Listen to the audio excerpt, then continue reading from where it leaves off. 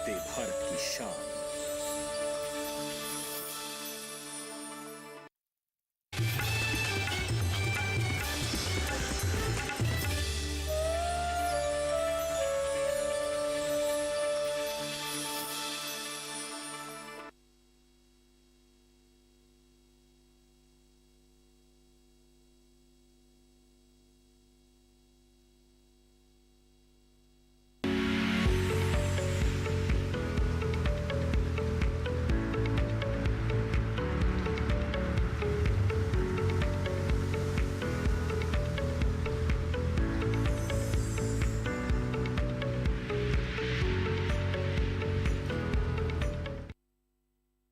नमस्कार, आप सभी का स्वागत हेलो किसान में। मैं हूं मुकुल शर्मा। हेलो किसान कार्यक्रम में लगातार आपके लिए अलग अलग विषय लेकर हाजिर होते हैं और आज भी दो बेहद ही खास विषय लेकर हम हाजिर हुए हैं। आज के विषय क्या रहेंगे, आइए सबसे पहले इसकी जानकारी आपको दे देते हैं।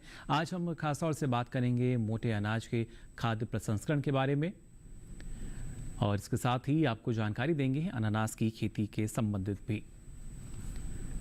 इन दोनों विषय से संबंधित अगर आप कुछ जानकारी लेना चाहते हैं, कुछ सवाल पूछना चाहते हैं तो हमारे टोल फ्री नंबर हैं, इन पर आप हमें कॉल कर सकते हैं। ये नंबर हैं 1800113060, 1800113061। इसके अलावा आप ईमेल के ज़रिए भी अपना सवाल हम तक पहुंचा सकते हैं। इसके लिए हमारी मेल आईडी नोट कर लें। मेल आईडी है hellokisan2015@gmail.com। आप इस पर अपना मेल हमें भेज सकते हैं और आपके सवाल जो हमारे पास आएंगे, आपकी जानकारी को और बढ़ाने के लिए हमारे साथ खास मेहमान जुड़ रहे हैं, उनका परिचय आपसे करा दें। हमारे साथ स्टूडियो में मौजूद हैं डॉक्टर राम आश्रय जी। आप प्रधान वैज्ञानिक हैं तुड़ाई उपरांत प्रौद्योगिकी संभाग, भारतीय कृषि अनुसंधान संस्थान पूसा, नई दिल्ली से। बहुत बहुत स्वागत आपका डॉक्टर राम आश्रय जी। तो देखिए, आज हम पहले बात कर रहे हैं यहाँ पर किस तरीके से जो मोटे अनाज है, ना सिर्फ उनकी खेती को हमने देखा किस तरीके से बढ़ावा दिया जा रहा है, बाकायदा इंटरनेशनल ईयर ऑफ मिलेट्स हम मना रहे हैं, लेकिन इसके साथ साथ महत्वपूर्ण हो जाता है कि उसके ज़रिए हमारी आमदनी कैसे बढ़ सकती है और उसमें एक महत्वपूर्ण विकल्प है प्रसंस्करण का। खासतौर से अगर डॉक्टर राम आश्रय जी देखा जाए तो अब धीरे धीरे मोटे अनाज का भी जो प्रसंस्करण है उस दिशा में हमारे किसान आगे बढ़ने लगे हैं।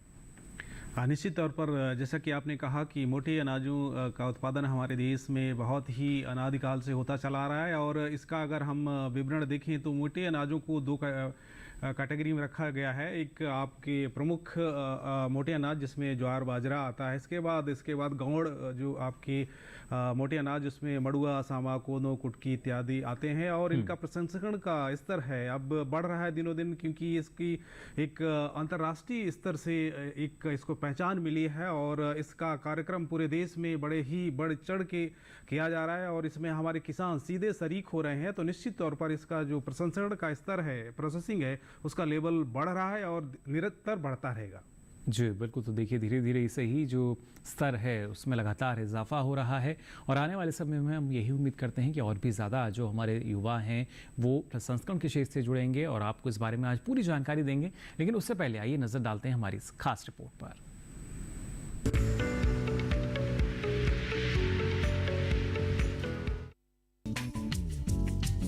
मोटे अनाज, जिन्हें अब श्री अन्न भी कह सकते हैं, ये जलवायु और वातावरण से लड़कर तैयार होने वाली ऐसी फसलें हैं जिनमें भरपूर पोषण समाया हुआ है। इसीलिए अब इनकी खेती की तरफ खासा ध्यान दिया जा रहा है। मौजूदा आंकड़ों की माने तो 2017-18 में पौष्टिक अनाज का उत्पादन 164 लाख टन था, जो 2020-21 में बढ़कर 176 लाख टन हो गया है। उत्पादन में बढ़त का मतलब खपत में भी इजाफा है। लोग किसी न किसी रूप में मोटे अनाज को अपने आहार में शामिल कर रहे हैं। मौजूदा समय में मोटे अनाजों को प्रसंस्कृत करके कई तरह के व्यंजन बनाए जा रहे हैं, जिसमें फास्ट फूड से लेकर बेबी फूड भी शामिल है। ये खाद्य सामग्री पोषण से तो भरपूर है ही, साथ ही कई तरह की बीमारियों से भी सुरक्षा देने में कारगर है। हालांकि वर्तमान समय में रेडी टू ईट के कॉन्सेप्ट पर भी युवा उद्यमी काम कर रहे हैं। मिलेट मूल्य वर्धित श्रृंखला में इस समय 500 से ज्यादा स्टार्टअप काम कर रहे हैं। सरकार श्री अन्न की खपत बढ़ाने वाले व्यंजनों व मूल्य वर्धित उत्पादों के लिए स्टार्टअप उद्यमियों को भी सहायता कर रही है। वहीं राष्ट्रीय खाद्य सुरक्षा मिशन के तहत श्री अन्न को शामिल करके महिलाओं और बच्चों के पोषण पर खासा जोर दिया जा सकेगा। इतना ही नहीं, कुछ राज्य तो मिड डे मील में मोटे अनाज को शामिल कर स्कूली बच्चों की सेहत में सुधार का सकारात्मक प्रयास कर रहे हैं।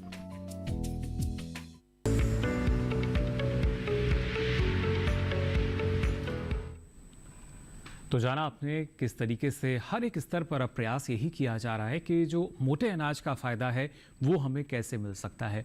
और इसी कड़ी में डॉक्टर आमाश्री जी, अगर देखा जाए जो इसके फ़ायदे हैं, जो लाभ हैं, हम कह सकते हैं पहले हमने वो जाने, और ना सिर्फ हमारे देश में बल्कि पूरा विश्व जो है वो अब इस बात को जान रहा है, समझ रहा है कि जो मोटे अनाज में शामिल हैं हमारी अलग अलग फसलें हैं, जिन्हें श्री अन्न अब हम कह रहे हैं, उसका कितना लाभ हमें मिल सकता है।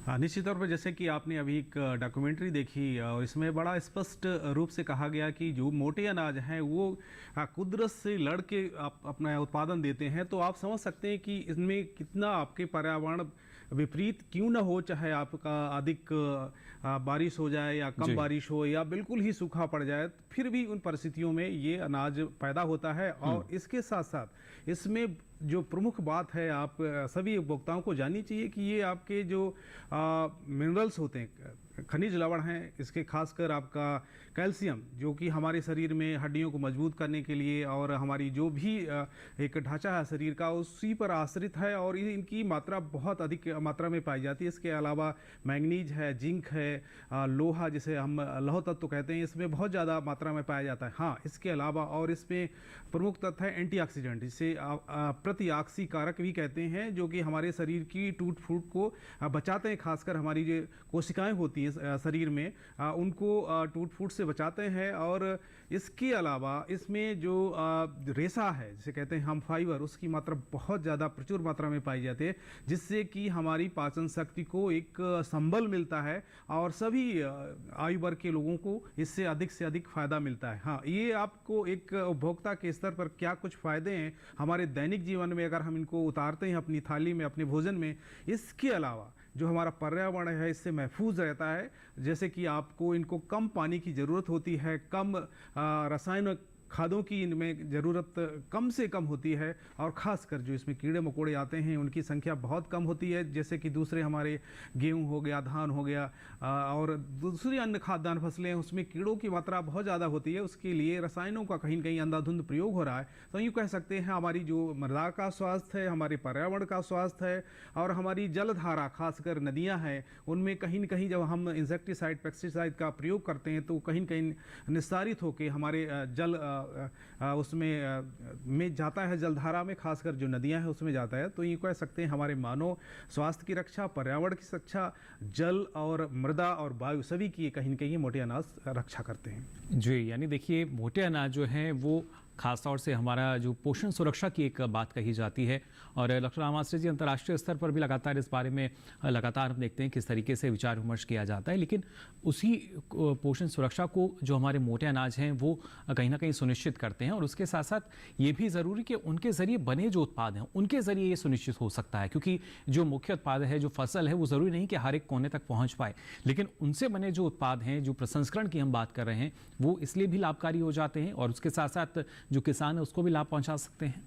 निश्चित तौर पर आपने जैसे कहा कि कुछ हमारे ऐसे क्षेत्र हैं जहाँ पे कि मोटे अनाजों का उत्पादन नहीं होता, अंशतः ये हमारे पूरे देश में कहीं न कहीं इनका उत्पादन होता है। फिर भी जैसा आपने रेखांकित किया कि जो मोटे अनाजों का अगर हम प्रसंस्करण कर लें तो हमारे हर घर गाँव से नहीं, हमारे शहर के प्रति व्यक्ति तक इनको पहुँचाया जा सकता है। और प्रसंस्करण इसमें कई स्तर का हो सकता है कि आप इसमें निम्न स्तर का प्रसंस्करण यूँ कहें कि आप अगर उसका आटा बना लें, और इसके बाद इनका दोयम दर्जे का, जिसे कहते हैं हम सेकेंडरी प्रोसेसिंग, इसके कहते हैं, आपकी बिस्किट आप देख रहे हैं, आपकी कुकीज़ हैं, आपकी जो ब्रेड्स होती हैं उनमें भी। इसके अलावा इसका हलवा है, लड्डू है और प्रसाद, खासकर हमारे ऐसे बहुत से ऐसे दक्षिण भारत में प्रसाद बनते हैं जिसमें कि श्री अन्न का प्रयोग किया जा सकता है। तो इनका विविध रूपों में प्रयोग होता है और ये प्रयोग कहीं न कहीं इसके स्तर को और बढ़ाना है, और इसको स्तर को बढ़ाने के लिए खासकर इसको एक वैज्ञानिक पुट देना है।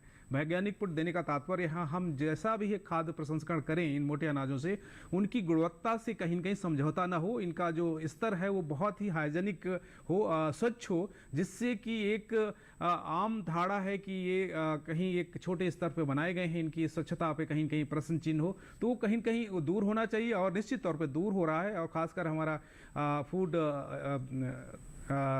सिक्योरिटी FSSAI जो है वो हमारा जो इसमें बहुत ही अधिक काम कर रहा है और इसके लिए विभिन्न मानक तैयार कर रहा है। जैसे कि आपका बाजरे का आटा है या बाजरे की जो रवा है या इसकी दलिया है या कोंदो है, सामा है, इनके लिए स्टैंडर्ड क्या कुछ मानक होने चाहिए विभिन्न उत्पादों के, इसको तय कर रहा है और ये निश्चित तौर पर आगे आने वाले में समय में मील का पत्थर साबित होगा। जी बिल्कुल, जाहिर तौर पर यही देखिए मील का पत्थर साबित होगा। फिलहाल हमारे साथ जो दर्शक हैं उनके जुड़ने का सिलसिला भी शुरू हो चुका है। आनंद प्रताप सिंह जी हमारे साथ जुड़े हैं गोंडा उत्तर प्रदेश से। बहुत बहुत स्वागत आपका आनंद जी, क्या जानकारी लेना चाह रहे हैं? हेलो आनंद जी, आवाज मिल पा रही है आपको हमारी? हेलो। हाँ जी जी, सवाल पूछ सकते हैं आप आनंद जी अपना। हाँ जी, हम जानना चाहते हैं कि मोटे अनाज से कौन कौन से मार्केटिंग के लाभ के लिए कौन कौन से वैरायटियां बनाकर सेल की जा सकती हैं, इसके बारे में जानकारी दे दीजिए। देखिए आनंद प्रताप सिंह जी, आपने बहुत ही यहाँ पे अच्छा सवाल किया है और निश्चित तौर पर हमारे किसान भाई किसी भी फसल के उत्पादन में झंडे गाड़ने में माहिर हैं। जब भी एक उनको क्लेरियन कॉल दी गई है, उनको कोई भी लक्ष्य दिया गया, उन्होंने बहुत समय से पूर्व हासिल कर लिया है। और निश्चित तौर पर यहाँ आपने कहा कि कौन से ऐसे उत्पाद हैं जिनको हम बाजार में आसानी से उतार सकते हैं। खासकर आप जो आपके मोटे अनाज हैं, ज्वार बाजरा है या रागी है, मड़ुआ है, लेकिन आप गोंडा से ताल्लुकात रखते हैं तो आपके क्षेत्र में खासकर ज्वार और बाजरा की खेती काफ़ी ज़्यादा होती है। और इसके विभिन्न, खासकर आप बिस्किट बनाएं या बेकरी के दूसरे उत्पाद हैं, इनको अगर बना के बाज़ार में आप शुरुआत करें, उतारें तो निश्चित तौर पर आपको एक प्राथमिक तौर पर सफलता हासिल होगी। इसके बाद इसके जो सेकेंडरी, जो दूसरे स्तर पे हम काम करें प्रसंस्करण का, उससे विभिन्न उत्पाद बनाएं। दोयम स्तर, आप दूसरे स्तर की बात करने का तात्पर्य है जैसे कि आप किसी ब्रेड की इंडस्ट्री लगाते हैं, मल्टीग्रेन, जिसमें कि ज्वार बाजरा या दूसरे अनाज हैं, उसके साथ साथ उसमें कुछ ऐसे रंजक भी मिला सकते हैं जैसे कि आपका चुकंदर है या काली गाजर है, उनसे ऐसे कुछ रंजक निकलते हैं जो बहुत ही स्वास्थ्यवर्धक है। उनको भी इसमें समाहित करके आप एक बहुत अच्छे उत्तम दर्जे के उत्पाद बना सकते हैं। लेकिन आपको सलाह दी जाती है शुरुआत आप बहुत ही आसान तरीके से करें जिसमें कम से कम लागत हो और अधिक से अधिक उसके बाजार की संभावनाएं हों।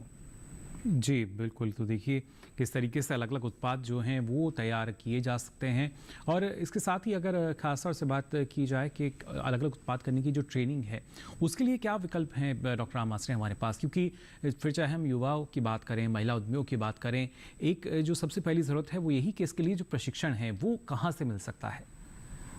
देखिए अभी जो हमारे मोटे अनाज हैं इसके प्रसंस्करण पर काफ़ी ज़्यादा कुछ नहीं होता था। यूँ कहें कि इनको गौड़ स्तर पे ही कहीं प्रशिक्षण दिया जाता था, लेकिन इस समय बहुत ही फोकस्ड वे में, यूँ कहें कि बहुत ही एक निश्चित दिशा निर्देश के तहत विभिन्न हमारे कृषि विज्ञान केंद्र, हर जिला स्तर पर कृषि विज्ञान केंद्र आजकल स्थापित है। और उन कृषि विज्ञान केंद्रों में ये निर्देश हैं कि आप मोटे अनाजों, खासकर जिस क्षेत्र में जौन सा मोटा अनाज पैदा होता है उसके ऊपर आप अधिक से अधिक प्रशिक्षण हासिल कराएं। और इसके लिए वहाँ पर जो भी मशीनरी है, खासकर प्रसंस्करण की, जैसे आपकी सॉर्टिंग है, ग्रेडिंग है या पैकिंग है या उसके आटा बनाने की, वो एक यूनिट वहाँ पे स्थापित की जा रही है जिससे कि हमारे जो भी वहाँ पे प्रशिक्षणार्थी आएँ वो खुद स्वयं करके देख लें कि किस तरीके से हम इसका आटा बना सकते हैं, या आप दलिया बना सकते हैं, या रवा बना सकते हैं, या दूसरे अन्य उत्पाद, बेकिंग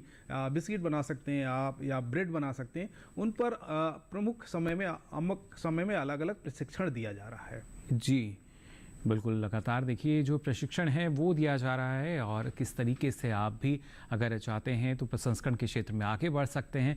इस बारे में और भी आपको हम जानकारी देंगे, लेकिन फिलहाल यहाँ रुक रहे हैं एक छोटे से ब्रेक के लिए।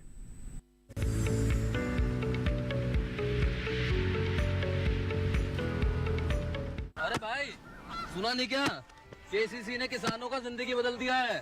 देश के छोटे किसान 1,60,000 रुपए तक का कर्ज बिना किसी गारंटी को ले पाएंगे। ब्याज खोरों से भी पीछा छुटा।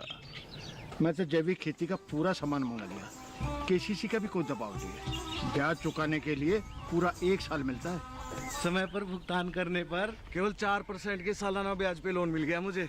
अपना आधार कार्ड, लेटेस्ट फोटो और जमीन के कागजात लेके अप्लाई करो बस। और नामांकन भरने के लिए जेब भी ढीली नहीं करनी पड़ी।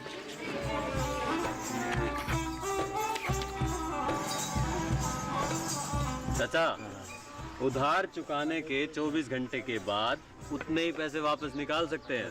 केसीसी ने किसानों की जिंदगी वाकई बदल दी है। तो आप भी किसान क्रेडिट कार्ड अपनाएं और सहजता से ऋण पाएं।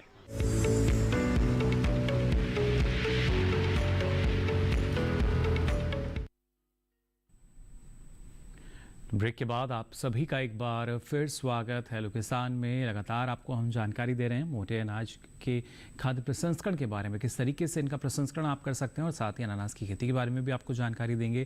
फिलहाल ईमेल के जरिए हमारे पास एक सवाल आया है, ये जानना चाह रहे हैं, पंजाब से हैं हमारे जो दर्शक हैं, कि क्या वहाँ पर रागी की खेती वो कर सकते हैं और इसके लिए सही समय क्या है। जी डॉक्टर आमाश्रय। रागी की खेती निश्चित तौर पर आप पंजाब में कर सकते हैं। खासकर पंजाब का जो राजस्थान से लगा हुआ इलाका है, जिसे कहते हैं हम दक्षिण पश्चिमी क्षेत्र, सिरसा, डब्बाली, राजस्थान से गंगानगर से लगा हुआ इलाका है। ये एक अर्ध सिंचित क्षेत्र है जहाँ पे कि मौसम काफ़ी खुश्क रहता है, और इस क्षेत्र में यहाँ पे रागी की फसल की काफ़ी प्रबल संभावना है।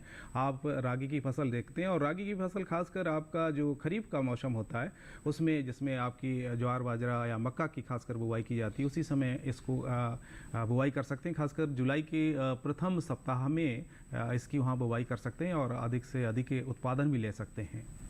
जी बिल्कुल। तो देखिए, मोटे अनाज और उसके प्रसंस्करण के बारे में लगातार हम बात कर रहे हैं, लेकिन इसके साथ ही जब हम बात करते हैं अनानास की खेती को लेकर, अक्सर हम देखते हैं डॉक्टर आमाश्रय, हमारे जो किसान हैं दूसरे अलग अलग सब्जी फसलों की खेती करते हैं, लेकिन ऐसे में जब अनानास की खेती की हम बात कर रहे हैं, किस तरीके से इसके ज़रिए भी हमारे जो किसान हैं अच्छा लाभ ले सकते हैं। देखिए, अनानास अपने आप में एक बहुत ही अद्भुत फल है, और ये खासकर हमारे पूर्वोत्तर राज्य, खासकर मणिपुर, असम, त्रिपुरा, मेघालय, इसमें इसकी खेती बहुतायत से की जाती है। और यहाँ का जो अनानास होता है अपनी गुणवत्ता के लिए विश्व प्रसिद्ध है। खासकर इसमें क्यू और जाइंट क्यू नाम की 2 प्रजातियाँ हैं, बहुत ही अच्छा उत्पादन देती हैं। और इसकी एक सबसे बड़ी विशेषता ये, खासकर इसके प्रसंस्करण आधारित उद्योग इस पर बहुत ज़्यादा लगाए जा सकते हैं। और इसका जो भी, मान लीजिए आप इसके जूस निकालने के बाद, इसका रस निकालने के बाद, इसका जो बायो प्रोडक्ट बचता है या पोमेस बचता है, उसको कहीं न कहीं आप दूसरे उत्पादों में ही प्रयोग कर सकते हैं, जिससे कि आप कहीं न कहीं बिस्किट्स है या दूसरे, यानी उसका भी प्रसंस्करण किया जा सकता है। उससे कुछ फैक्ट्री निकालते हैं, उस पर आधारित दूसरी सेकेंडरी इंडस्ट्री भी लगाई जा सकती है। जी तो निश्चित तौर पर बहुत ही अहम फल है, और इससे रोजगार सृजन बहुत ज़्यादा किया जा सकता है इस पर आधारित उद्योग लगाने से। जी बिल्कुल। तो देखिए, जो हमारे किसान अलग अलग सब्जी या फलों की खेती करते हैं, वहाँ पे अनानास भी एक अच्छा विकल्प हो सकता है। आगे बढ़ते हैं, लेकिन उससे पहले नजर डाल लेते हैं इस खास रिपोर्ट पर भी।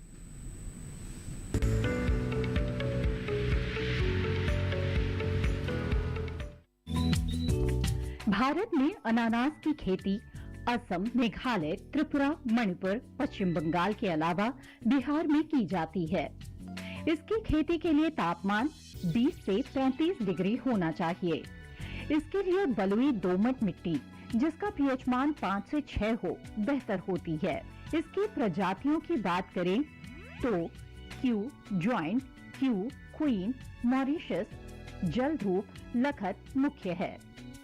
इसके बीज का रोपण दोहरी कतार में किया जाता है, जिसमें पौध से पौध की दूरी 45 सेंटीमीटर और कतार से कतार की दूरी 90 सेंटीमीटर रखी जाती है।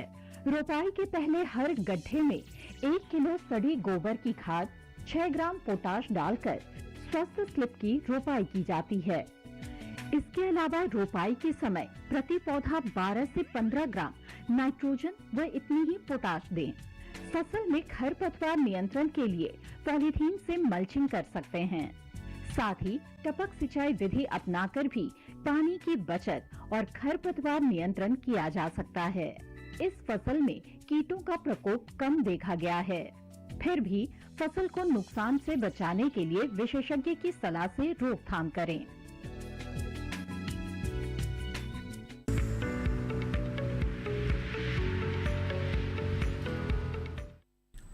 तो जाना आपने अनानास की खेती के बारे में भी, किस तरीके से जो आवश्यकताएं हैं उनका ध्यान आपको रखना चाहिए, किस तरह की लगातार जो रहती हैं यहाँ पे, किस तरह की सावधानी आप बरतेंगे जिससे आपको यहाँ भी अच्छा उत्पादन मिल सके। और साथ ही हम बात कर रहे हैं मोटे अनाज के प्रसंस्करण को लेकर भी। इसमें अगर देखा जाए डॉक्टर राम आश्रय जी, प्रशिक्षण की हमने बात की और ख़ासतौर से हमारे जो अलग अलग कृषि विश्वविद्यालय हैं या अनुसंधान संस्थान हैं हमारे ICR के जितने हैं, और यहाँ तक कि KVK भी, अब तो लगातार हम देख रहे हैं कि जो प्रशिक्षण है वो अभियान के तौर पर शुरू किया जा रहा है जिससे आत्मनिर्भरता जो है वो आ सके। हाँ, निश्चित तौर पर यहाँ पे जैसे कि आपने पहले ही बहुत ही दृढ़ता से कहा कि उत्पादन करीब करीब हम इस 18 मिलियन टन के आसपास ले जा चुके हैं और निरंतर ये बढ़ता ही जा रहा है। और सबसे अधिक जो बल देने की इस समय ज़रूरत है इसके प्रसंस्करण पर, क्योंकि इसकी प्रसंस्करण की जो गति होनी चाहिए, जिस द्रुत गति से होना चाहिए, वो नहीं हो पा रहा है। उसकी कुछ वजह है, जैसे कि इसकी प्रसंस्करण की मशीनरी, दूसरी जो भी हमारी मशीनरी होती है उससे फ़र्क होती है।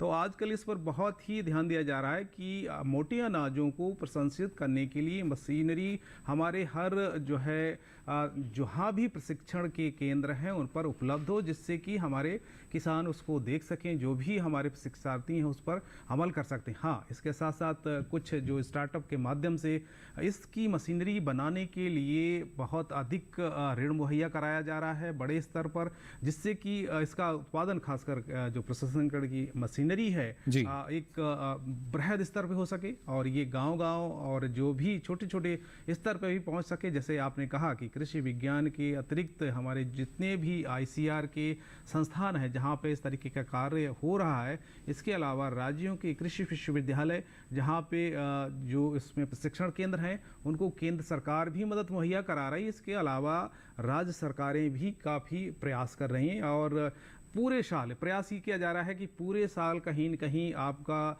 एक वहाँ पे प्रशिक्षण का कार्यक्रम चलता रहे। और प्रशिक्षण में केवल इसके उत्पाद बनाने की ही तैयारी नहीं, उसमें विभिन्न तरीके के उत्पाद बनाने के साथ साथ उसकी विपणन किस तरीके से किया जाए, मार्केटिंग किस तरीके से किया जाए, हमारे किसान भाई बहनों को ऋण कहाँ उपलब्ध होगा। इसके अलावा वहाँ पे ही आपके जो अधिकारीगण आके बताते हैं कि कुछ स्वयं सहायता ग्रुप किस तरीके से बनाए, जैसे कि आप अपनी स्वयं की एक ब्रांड तैयार कर सकें कि ये आप अमुक गांव, ग्राम या महिला उद्योग समूह का ये आपका बिस्किट है या ब्रेड है, इस तरीके के ब्रांडिंग की व्यवस्था की जा रही है, उसके लिए प्रोत्साहन किया जा रहा है। और इसके साथ साथ उनका कहाँ पे रजिस्ट्रेशन हो, खासकर उसके लिए क्या कुछ जानकारी है, क्या कुछ पैसा है, इसके लिए सारी कुछ व्यवस्थाएं की जा रही हैं और काफ़ी अच्छे इसके आशातीत परिणाम मिल रहे हैं। जी बिल्कुल। और साथ ही यहाँ डॉक्टर राम आश्रय एक और मेल हमारे पास आया है उत्तर प्रदेश से केशव कुमार जी का। केशव जी जानना चाह रहे हैं कि बाजरे के से ये बिस्किट बनाना चाहते हैं, तो इसके लिए लागत की अगर बात की जाए, प्रशिक्षण ये लेना चाहते हैं लेकिन लागत जो है इस काम में कितनी आ जाएगी? देखिए, आपको बाजरे की बिस्किट बनाने के लिए खासकर एक आपको बेकिंग लाइन लगानी पड़ेगी, बेकिंग यूनिट लगानी पड़ेगी। उसके लिए आपको पहले तो मिलिंग की व्यवस्था करनी पड़ेगी। मिलिंग से पहले आप जैसे बाजरा लाएंगे, बाजरा को किस तरीके से सफाई की जाएगी उसकी इसके बाद उसकी आटा किस तरीके से बनाया जाए, उसको कहते हैं हम मिलिंग यूनिट। मिलिंग यूनिट से जब आटा बन जाएगा, किस तरीके की उसकी महीन होना चाहिए, क्या दरदरा होना चाहिए, ये सारे कुछ मापदंड आप प्रशिक्षण में आपको खुद बताए जाएंगे। इसके अलावा इस आटे को या जो भी आपका इससे उत्पाद तैयार होगा मिलिंग के बाद, उसको हम किस तरीके से तैयार करें और उसको बेकिंग यूनिट में ले जाएं। बेकिंग यूनिट का यहाँ पे तात्पर्य ये होता है कि एक ओवन होता है, खासकर एक लंबे एक श्रृंखला होती है जिसमें कि आपका तापक्रम नियंत्रित किया जा सकता है, जिसकी 100 डिग्री सेल्सियस से बहुत आगे तापक्रम होता है। तो कितने समय तक हम इस यूनिट में उसको ट्रेवल कराते हैं इस टनल्स के थ्रू, तो उसके बाद जो हमारा उत्पाद निकलता है वो आपका बेकिंग होके निकलता है। हाँ, बेकिंग के साथ साथ आप इसको पैकिंग की व्यवस्था करेंगे, इसके लिए पैकिंग लाइन भी आती है और इसके बाद इसमें प्रिंटिंग पैकिंग की सारी जानकारी जो है इनको मिल सकती है। और देखिए कई जगह तो आर्थिक मदद जो है वो भी दी जा रही है किसानों को। फिलहाल हमारे साथ एक और दर्शक जुड़े हैं, नंसरू मिश्रा जी जुड़े हैं, बहुत बहुत स्वागत आपका। क्या जानकारी लेना चाह रहे हैं? नमस्कार सर, मैं जानना चाहता जो मोटे अनाज का हमें अंदाजा करना, उसका बना करके हमें बाजार में कितने बेच देना चाहिए, इससे हमारा उत्पाद खराब है। तो मोटे अनाज को हम कैसे भंडारण करें जिससे उत्पाद बनाने में हमको काफी मदद मिल सके? जी, आप भंडारण से संबंधित जानकारी लेना चाह रहे हैं? जी, किस तरीके से क्योंकि प्रसंस्करण के लिए हम देखते हैं कि भंडारित भी करना पड़ता है हमारी जो फसल है उसको, तो ऐसे में वहाँ पे किस तरह की सावधानी रखनी चाहिए डॉक्टर रामाश्रय? देखिए, खासकर आपके जब भी मोटे अनाजों से आप उत्पाद बनाते हैं, खासकर आप बाजरा की बात करें, बाजरा का आटा इसमें बहुत ही जल्दी ख़राब होता है। खासकर इसमें एक फाइटेट करके अवयव होता है, उसकी वजह से इसमें कड़वाहट सी आने लगती है। तो निश्चित तौर पर आपने कहा कि अगर इसका आटा हम कहीं न कहीं इसको स्टोर करना चाहते हैं या इसके पूरा होल ग्रेन है उसको स्टोर करना चाहते हैं, इसके लिए अलग अलग व्यवस्थाएं हैं। हाँ, खासकर जब आप इसके जैसे आपके बिस्किट बना लिया या आपने दूसरे इसके उत्पाद बना लिए, इसको आप पैकिंग करके और ऐसे स्थान पर जिसका तापक्रम करीब करीब हमारा 25 से 35 डिग्री सेल्सियस तक भी जा सकता है, लेकिन खास बात इसमें आपको ध्यान रखनी होगी कि इसमें सीलन बिल्कुल या नमी बिल्कुल इसको छूने नहीं पाए। खासकर अगर इसमें नमी लग गई तो आपकी जो भी इसकी गुणवत्ता है या उत्पाद को कोई औने पौने दानों में भी नहीं लेगा। इसलिए आपको उत्पादन के बाद इसकी जो पैकिंग यूनिट है या पैकिंग के जो मानदंड हैं उनको सही तरीके से अपनाएं और पैकिंग के बाद ही इसको कहीं न कहीं आप भंडारित करें। जी बिल्कुल, तो देखिए इस बात का ख्याल आपको रखना होगा। फिलहाल एक और ईमेल के जरिए हमारे पास सवाल आया है मध्य प्रदेश से मनोहर जी का। मनोहर जी जानना चाह रहे हैं कि इनके क्षेत्र में जो मिट्टी है, चिकनी मिट्टी, काली मिट्टी तरह की है, क्या ऐसे में संभव है ये अनानास की खेती इसमें कर सकें? देखिए, मध्य प्रदेश में अनानास की खेती आप एक शौकिया के तौर पर कर सकते हैं, लेकिन व्यावसायिक स्तर पर यहाँ पे आपको संभावनाएं इसकी बहुत ही कम है। अगर इसमें आपका पौधा पनप भी जाता है तो जिसमें जो फल बनेंगे उसमें एक गुणवत्ता आनी चाहिए, एक मिठास या एक सुवास जो महक होती है कहीं न कहीं उसमें नहीं आएगी।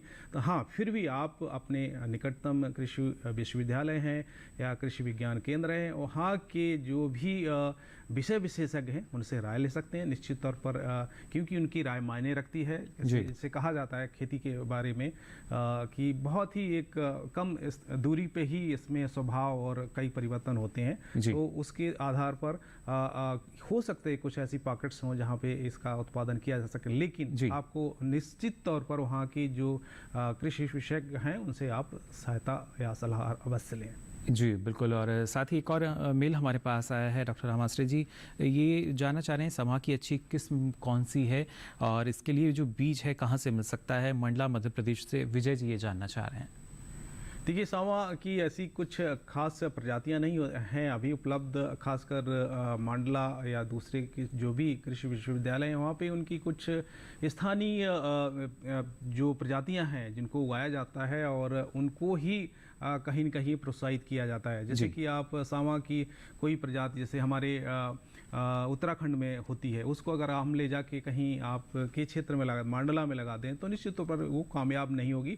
लेकिन आपके मंडला के आसपास जो स्थानीय प्रजातियां उगाई जा रही हैं उनको ही आप आगे बढ़ाएं, और ख़ासकर यहाँ पे जो आपके निकटतम जो कृषि अधिकारी हैं या जिला कृषि अधिकारी हैं उनके दफ्तर में भी जाके एक जानकारी ले सकते हैं कि कौन सी सावा की प्रजाति वहाँ पे उपलब्ध है या कौन उसको आगे बढ़ा सकते हैं। जी बिल्कुल, और ख़ासतौर से डॉक्टर रामाश्रय जी, जब हम किसी भी जो हमारे मोटे अनाज के प्रसंस्करण की हम बात कर रहे हैं, लेकिन एक धारणा ये भी रहती है कि जब हम उसका प्रसंस्करण कर रहे हैं तो कहीं ना कहीं उसकी गुणवत्ता या जो पौष्टिकता है वो प्रभावित हो जाती है, वो कम होती है। लेकिन ऐसे में जब मोटे अनाज की अगर हम बात करते हैं तो क्या यहाँ भी ये जो तथ्य है उतना ही हम मान सकते हैं?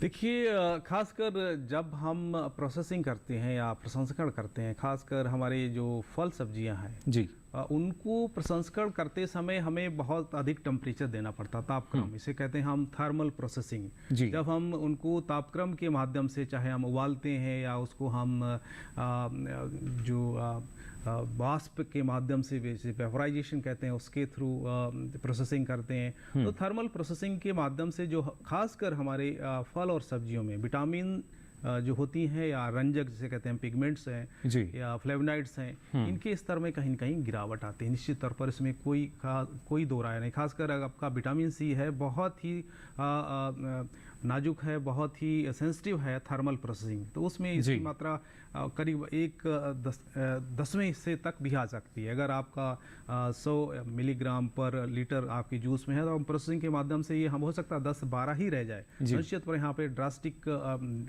रिडक्शन होता है, कमी आती है। लेकिन ये बात हमारे जो मोटे अनाज हैं यहाँ पर लागू नहीं होती है। खासकर प्रोसेसिंग अगर हम कर देते हैं तो उनकी जो बायोलॉजिकल वैल्यू है या हमारे जो आंगीकरण जिसे एसिमिलेशन पावर हमारे शरीर में है, खाने के बाद कितना उसको अवशोषण होता है उसकी मात्रा बढ़ती है। यानी जितनी शरीर को आवश्यकता है उतना हमें प्राप्त हो जाता है उससे ज्यादा जब हम प्रसंस्करण करके खाते हैं। तो ये काफी अहम कि देखिए वहाँ पे किस तरह का जो नुकसान है वो नहीं होगा, बल्कि इसके जरिए आपको जो लाभ है वही मिल सकता है। जी फिलहाल एक और दर्शक हमारे साथ जुड़े हैं मंडी हिमाचल प्रदेश से।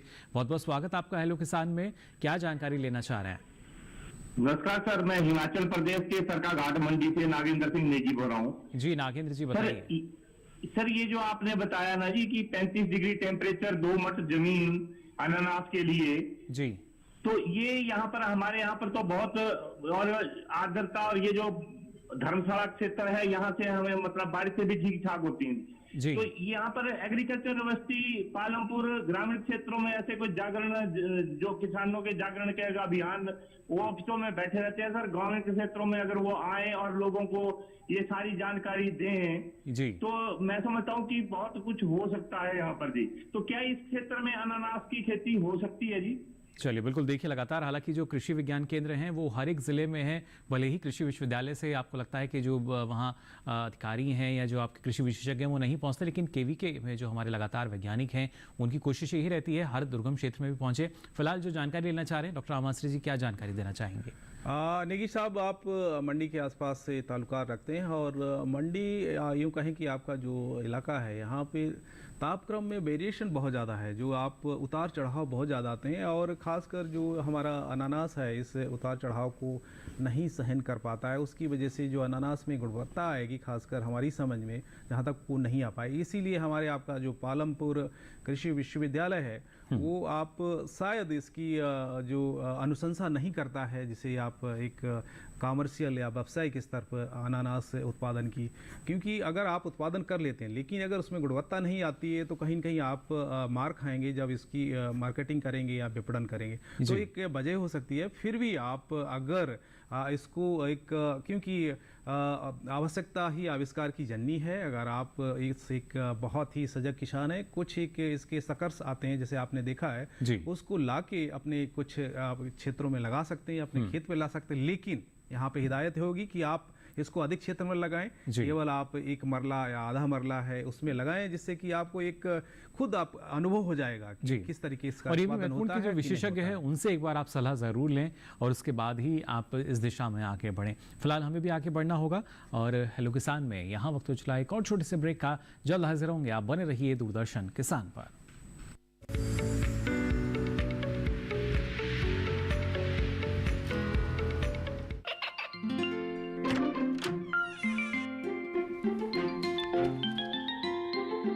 ये क्या हो रहा है? काशवी, इतने कम मार्क्स? काशू बेटा पढ़ा करो, पढ़ोगी नहीं तो आगे कैसे बढ़ोगी? मम्मा मैं भी तो आपसे यही कहना चाहती हूँ, पढ़ा करो। आप पढ़ोगे नहीं तो आगे कैसे बढ़ोगे? मतलब? वो देखो, सिर्फ बैक पर छपा ऑर्गेनिक नहीं, ऑर्गेनिक का निशान पहचानिए। पीजीएस ऑर्गेनिक का ये लोगो उन किसानों की पहचान है जो आज भी परंपरागत विधि से रसायन मुक्त खेती कर आपके लिए शुद्ध फसल उपजा रहे हैं। अब समझे मम्मा, अगर मैं प्योर ऑर्गेनिक फूड नहीं खाऊंगी तो अच्छे मार्क्स कहाँ से लाऊंगी? अच्छा बच्चों, जैविक खेती की इस मुहिम को आगे बढ़ाइए, शुद्ध ऑर्गेनिक अपनाइए।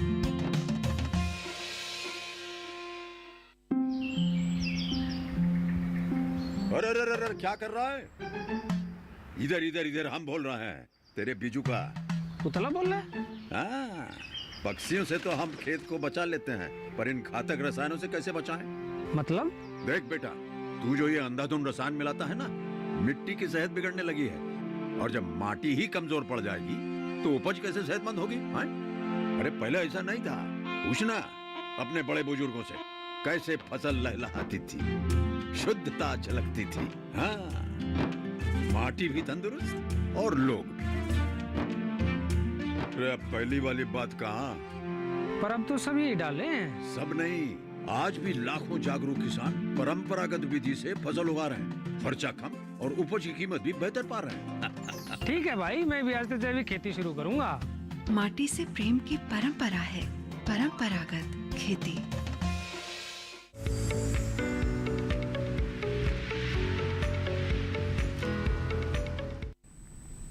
ब्रेक के बाद आप सभी का एक बार फिर स्वागत हेलो किसान में। आज लगातार आपको हम जानकारी दे रहे हैं मोटे अनाज के प्रसंस्करण के बारे में और साथ ही अनानास की खेती आप कैसे कर सकते हैं। फिलहाल हमारे साथ नालंदा बिहार से अनूप जी जुड़े हैं फोन लाइन पर, इनका सवाल शामिल कर लेते हैं। बहुत बहुत स्वागत आपका अनूप जी, क्या जानकारी लेना चाह रहे हैं? अनानास का खेती करना चाहते जी, उसके लिए हमको बीज की जरूरत पड़ेगा या उसका पौधा मिलता है?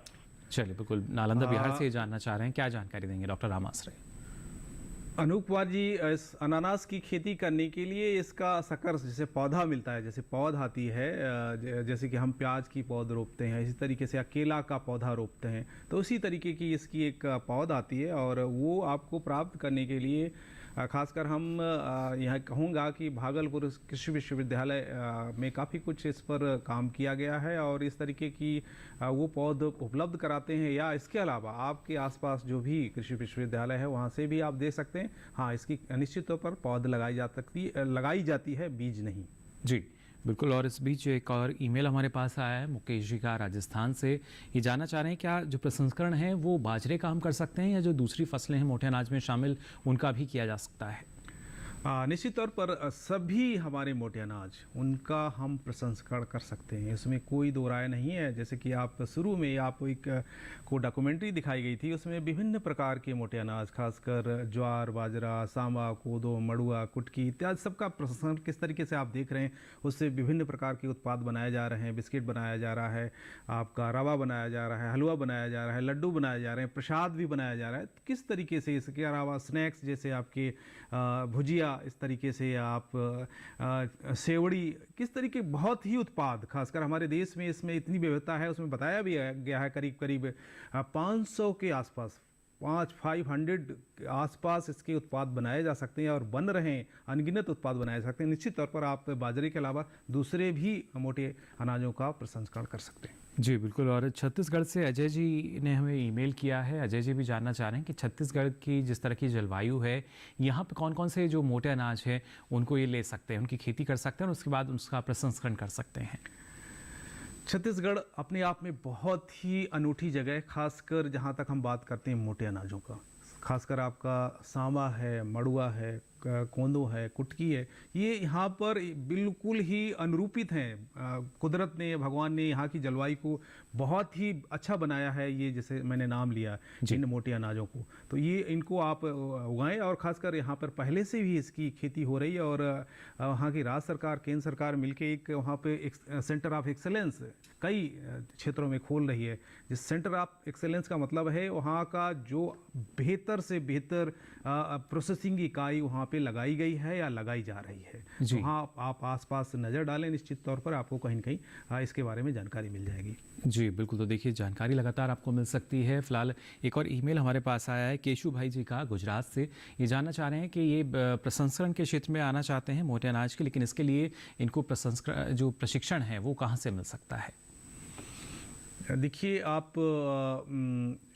गुजरात से हैं और गुजरात में कई जगह इस पे प्रशिक्षण दिया जा रहा है। खासकर हमारा जो कोस्टल एरिया है इसमें जूनागढ़ कृषि विश्वविद्यालय वहाँ बहुत ही सशक्त इकाई है मोटे अनाजों पे काम करने के लिए। इसके बाद आनंद में भी काम हो रहा है, आनंद कृषि विश्वविद्यालय, यहाँ पे भी मोटे अनाजों पे काम किया जा रहा है प्रसंस्करण पर, और इन्होंने कई उत्पाद आगे भी बढ़ाए हैं, काफ़ी आगे स्तर तक बढ़ रहे हैं। और इसमें खासकर जो हमारे महिला उद्यमी हैं वो बढ़ चढ़ के हिस्सा ले रहे हैं और यहाँ अपना अपना उत्पाद उसको ब्रांडिंग करके बेचना चाहते हैं और आगे बेच भी रहे हैं। खासकर KVIC खादी ग्रामोद्योग माध्यम है या दूसरे वहाँ पर काफ़ी संगठन हैं, काफ़ी संघ हैं, खासकर कोऑपरेटिव सोसाइटीज़ हैं, उनके माध्यम से अपने उत्पाद को आगे बढ़ा रहे हैं। जी बिल्कुल। और खासतौर से डॉक्टर रामाश्री जी, क्योंकि अगर देखा जाए जब हम मोटे अनाज की बात करते हैं, खेती की जब भी बात की जाती है तो कहीं ना कहीं एक ग्रामीण परिदृश्य जो है वो इससे जुड़ने की कोशिश कर रहे हैं, क्योंकि लाभ इसमें ज़्यादा मिल सकता है। और अब तो जो अलग अलग उत्पाद हैं, पहले हम सिर्फ बिस्किट तक सीमित रहते थे और भी उत्पाद होते थे, लेकिन आज के समय में तो शहरी तबके के लिए केक की बात की जाए, बर्गर की हम बात करें, पिज़्ज़ा तक की बात की जाए, तो वो भी अब शायद इससे तैयार किए जा रहे हैं, मिलेट से। निश्चित तौर पर ये विविधीकरण हमारी खेती में ही नहीं, खासकर हमारे जो मोटे अनाज थे उसमें पुरातन समय में जो इसमें इतना विविधीकरण नहीं था, और कुछ ही परंपरागत, जैसे उसकी रोटी बना ली या दूसरा उसकी और भी सत्तू बना लिया, दूसरे उत्पाद दलिया बना ली, यहीं तक हम सीमित थे। लेकिन अब हमारा जो विश्व स्तर पर परिदृश्य बदल रहा है, हमारे जो जनरेशन है, जो इस समय की हमारी पीढ़ी है, उसका भी स्वाद का स्तर कहीं न कहीं बदल गया है। हाँ, अब उनकी अनुरूप ही, क्या उनकी एक चाहत है, उसके अनुरूप ही हमें अपने मोटे अनाजों से उत्पाद भी तैयार करने, चाहे आपकी उसकी बिस्किट्स हैं, जैसे पिज़्ज़ा है, बर्गर है या डोसा है, इडली, उनमें समावेश उनमें कहीं न कहीं हमें बिल्कुल करना है। और यहीं तक ही नहीं, आपका मोटे अनाजों के साथ साथ दूसरे भी जैसे फल हैं या दूसरे कुछ हमारे ड्राई फ्रूट्स हैं, जैसे सूखे मेवे हैं, उनके साथ भी मिला के हम विभिन्न प्रकार के उत्पाद बनाए, जिससे कि उनकी पैलेटेबिलिटी, खासकर बच्चों की रुझान अधिक से अधिक बढ़े। उनको हम कलरफुल भी बनाए। कलरफुल का मतलब ऐसा यह नहीं कि उसमें हम रासायनिक जो है रंजकों का प्रयोग करें, ये कुदरती रंग हो, जैसे कि हमारी गाजर है या आपका चुकंदर है या दूसरा हमारा करौंदा है,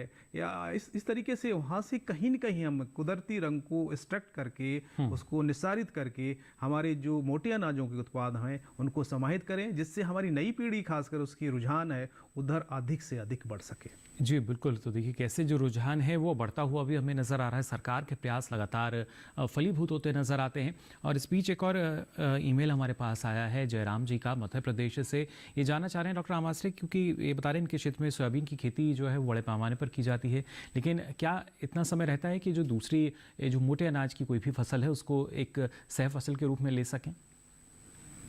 मैं आप यहाँ पे अगर आप दोहराएं कि कौन सी फसल वो ले रहे हैं? जी, सोयाबीन की खेती जो है वो बड़े पैमाने। हाँ, निश्चित तौर पर जैसे आपका मध्य प्रदेश खासकर का इंदौर के एरिया है, वहाँ पे आपकी सोयाबीन की फसल मध्य प्रदेश में बहुत ही प्रचलित है और यहाँ काफ़ी इनकी बढ़त भी है। और निश्चित तौर पर सोयाबीन खासकर हमारी जो खरीफ की फसल में लिया जाता है, जिसकी बुआई हमारी जुलाई के प्रथम सप्ताह से ही शुरू हो जाती है, और ये ही समय जो हमारा है खासकर सोयाबीन को उगाने का, ज़्यादातर ये हमारे मोटे अनाज हैं उनको उगाने का भी यही समय है। निश्चित तौर पर आप इसमें मिक्स फार्मिंग या सह फसली खेती कर सकते हैं, और जैसे कि आप 3 या 4 जो पंक्ति है सोयाबीन, इसके बाद एक पंक्ति आप मड़ुआ डाल दें या सावा डाल दें या कोंदो डाल दें या आप बाजरा डाल दें, तो इनको आप निश्चित तौर पर कर सकते हैं। इस सह फसली खेती से आपकी मृदा का भी स्वास्थ्य अच्छा रहेगा,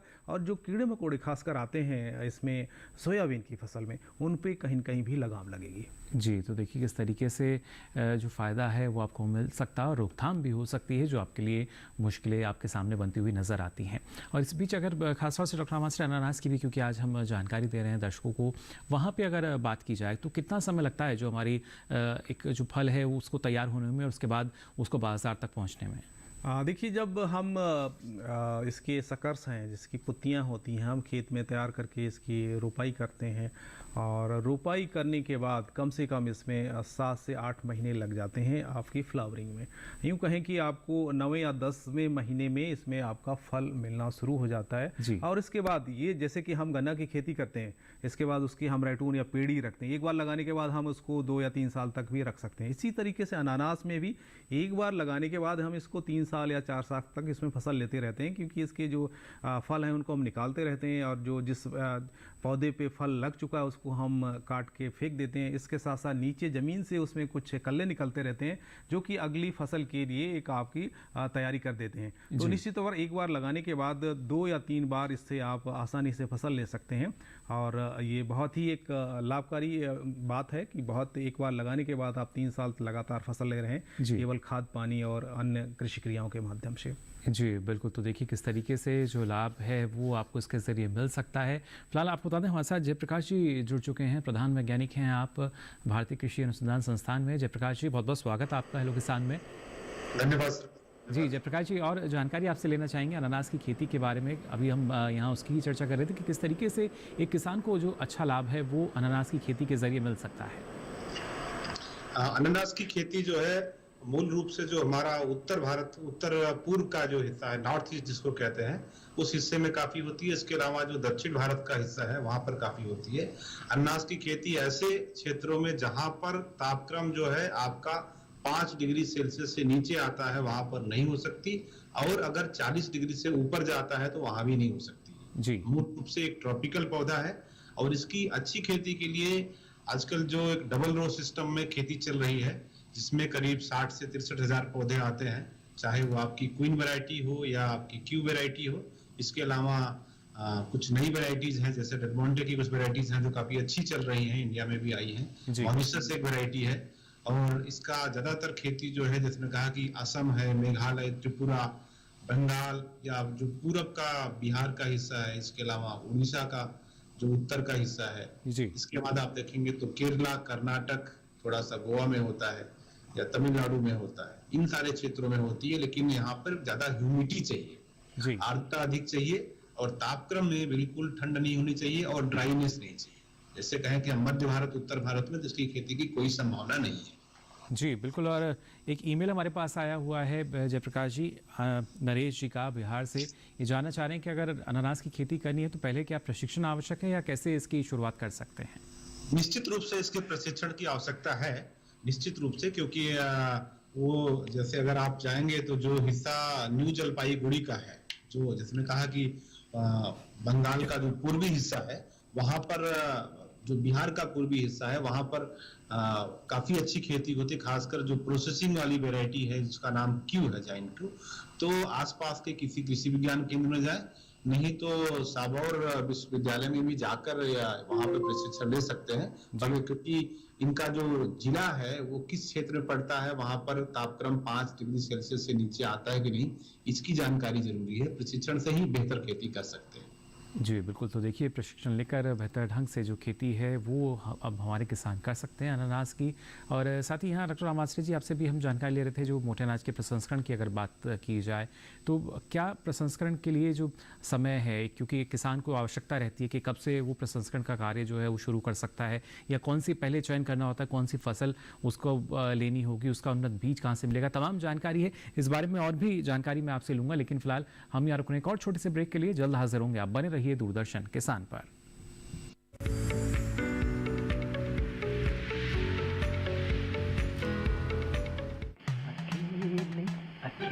अरे वाह भैया, अकेले अकेले। अरे तू भी ले, पर खाएगा कैसे? मैं ऑर्गेनिक खेती की बात कर रहा रे बेटे। अकेले अकेले खेती कब तक करेगा? मतलब गांव में 20-25 किसानों का समूह बना के पंजीकरण करवा ले, फिर सरकारी ट्रेनिंग भी मिलेगी और मुफ्त जैविक बीज खाद भी।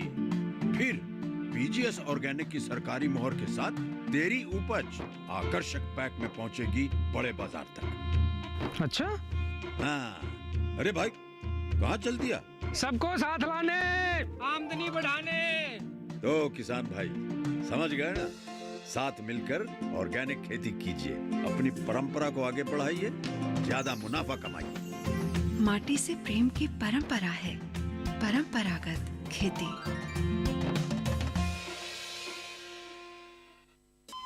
अरे सुन तो। मुझे क्या सुनाना चाहते हो? जो सुनाओ मेरी सौतन को। किसको? अरे वही तुम्हारा मोबाइल फोन जिससे सुबह शाम दिन रात चिपके रहते थे और कहते थे किसान कॉल सेंटर से बातें हो रही हैं। अच्छा ये बात है। हाँ क्यों, क्या हुआ? अब बात नहीं होती क्या? अब तो झट से बात हो जाती है। ऐसा क्या? हाँ, अब तो ज्यादा लाइनें और खास तकनीक के कारण खेती के माहिरों से तुरंत बात हो जाती है। और अगर कभी लाइन व्यस्त हो तो अपनी समस्या फोन पर रिकॉर्ड करा दो, वहाँ से फोन आ जाता है और समस्या की हल का मैसेज भी आ जाता है। ये देखो आ गया। अरे वाह, इसका मतलब इंतजार की घड़ी अब खत्म। हाँ। तभी मैं सोचूं कि आजकल मुझ पर इतना प्यार क्यों आ रहा है। कृषि संबंधी समस्याओं का अपनी भाषा में तुरंत हल पाने के लिए पूरे भारत में किसी भी फोन से हेल्पलाइन नंबर पर संपर्क करें। किसानों का दोस्त किसान कॉल सेंटर।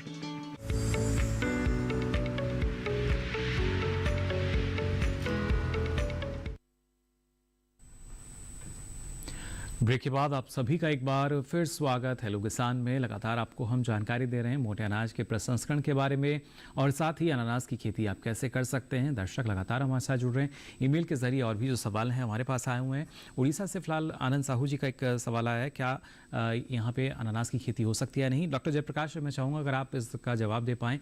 उड़ीसा से आनंद जी जानना चाह रहे हैं क्या वहाँ अनानास की खेती संभव है और उसके लिए समय ठीक क्या रहेगा। हाँ, वहाँ पर बिल्कुल संभव है और यहाँ पर जानना जरूरी है जो एक डीसकरिंग की प्रक्रिया है जिसमें हम डीसकरिंग करते हैं। तो डीसकरिंग सामान्य रूप से अक्टूबर के महीने में होता है, अक्टूबर से दिसंबर तक होता है। उसी समय पर आप शक्कर इकट्ठा कर लें और उस समय भी रोपाई कर सकते हैं क्योंकि शक्कर को थोड़ा सा क्योर करने के लिए 20 से 25 दिन लग जाता है। नहीं तो आप ये फरवरी के महीने में भी रोपाई कर सकते हैं। और जो आप फरवरी के महीने में रोपाई करेंगे ज्यादातर आपको उसमें स्लिप्स एक जो होता है 3 तरह से उनका प्रवर्धन होता है, एक शक्कर होता है, दूसरा स्लिप होता है। तो स्लिप का प्रयोग कर सकते हैं क्योंकि शक्कर तब तक फूल आने की अवस्था में चले आते हैं तो शक्कर नहीं मिल पाएगा। बिल्कुल खेती हो सकती है और उनके यहाँ पर अगर बहुत सूखा एरिया ना हो, सूखा बर्दाश्त करने की क्षमता अनारस में है, लेकिन फिर भी बारिश अच्छी होनी चाहिए और उड़ीसा में सामान्य रूप से अच्छी बारिश होती है, ह्यूमिडिटी भी रहती है। चलिए, इस बात का उन्हें यानी ख्याल रखना होगा। फिलहाल डॉक्टर जयप्रकाश, आप हमारे साथ जुड़े इसके लिए आपका बहुत बहुत आभार, बहुत बहुत धन्यवाद। साथ ही यहाँ डॉक्टर आमश्री जी लगातार हम बात कर रहे हैं जो मोटे अनाज के प्रसंस्करण को लेकर, खासतौर से अगर देखा जाए पौष्टिकता के साथ एक रोजगार सृजन जो है वो मोटे अनाज के प्रसंस्करण से हो सकता है और इसी वजह से हम मान भी सकते हैं कि उसी दिशा में लगातार अब हम प्रयास कर रहे हैं क्योंकि मोटे अनाज से सिर्फ 1 या 2 फायदे नहीं है बल्कि कई फायदे हैं जो हमें मिल सकते हैं। निश्चित तौर पर आपका देखिए, जैसे आपने पहले भी यहाँ पे प्रश्न किया था कि क्या मोटे अनाजों का प्रसंस्करण कुछ एक सामयिक होता है या एक सतत चलने वाली प्रक्रिया है। तो मैं यहाँ पे एक निश्चित तौर पर स्पष्ट कर देना चाहूँगा कि प्रसंस्करण एक ऐसी प्रक्रिया है कि जो सतत चलने वाली प्रक्रिया है।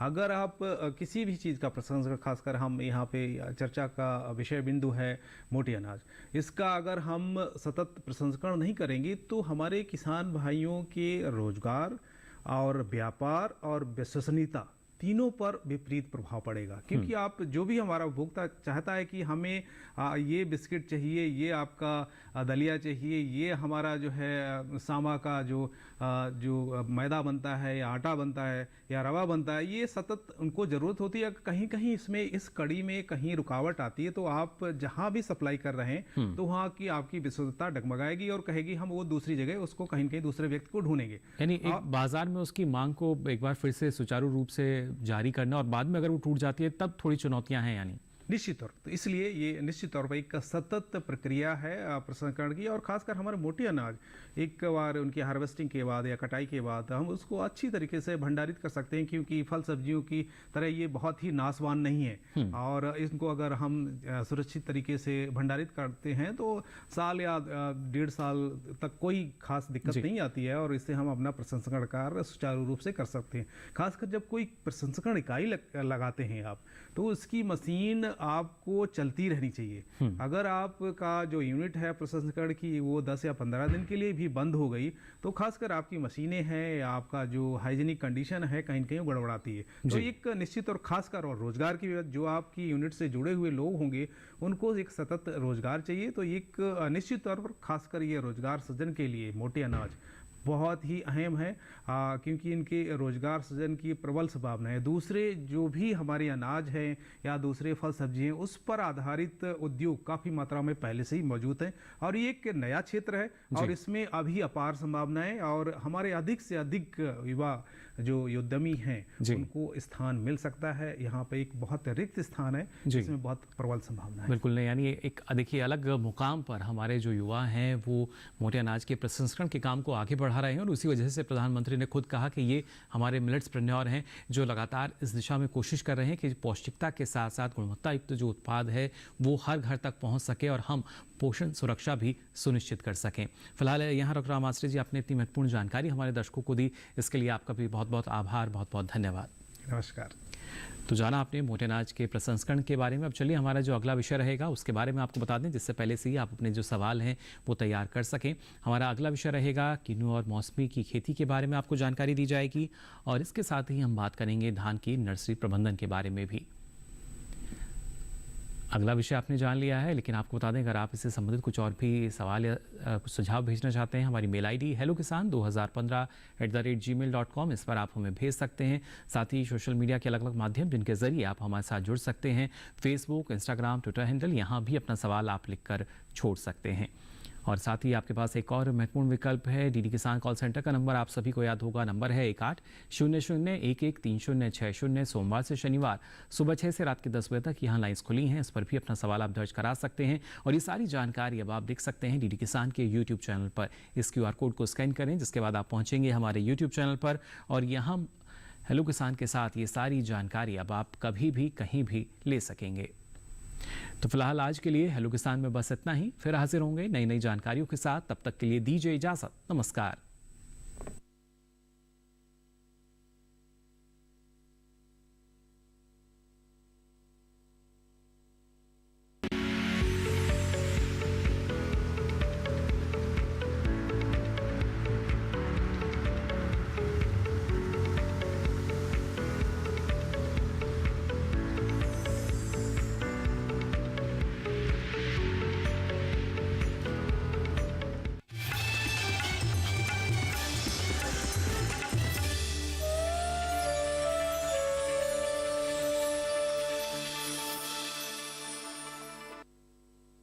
in the